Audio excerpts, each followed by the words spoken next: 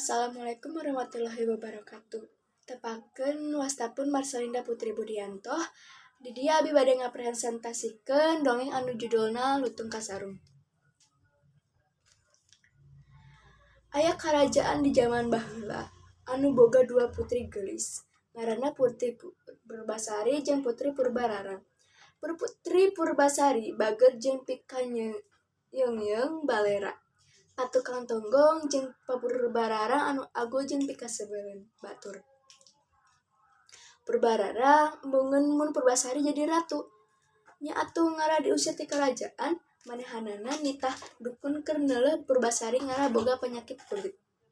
Tuluy Purbasari diusir ti kerajaan terus cicing di leuweung sesoranganan. Di dinya Purbasari dibaturan ku sakadang lutung.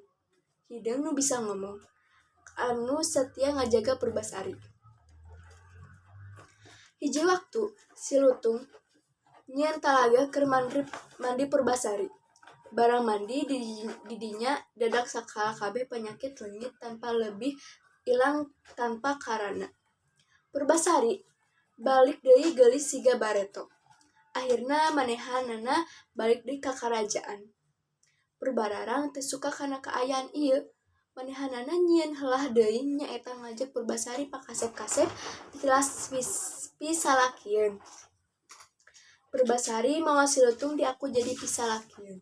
Barang disegseurekeun atuh ku jenglek si lutung teh jadi satria kasep. Sing horeng si lutung teh jelmaan ti Sang Hayang Guruminda nya atuh akhirna Purbasari kawin jeung eta satria. Hatur nuhun sataacana, hapunten bilih aya kalepatan. Wassalamualaikum warahmatullahi wabarakatuh.